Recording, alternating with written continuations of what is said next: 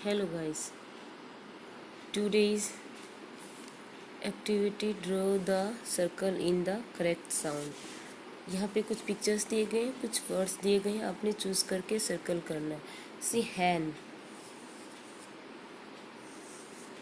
Pen,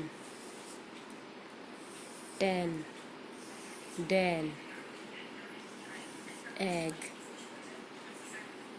man, peg, keg, leg. Activity है match the following.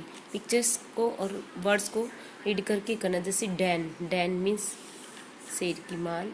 Pen, इस तरह से आपने ये करना है।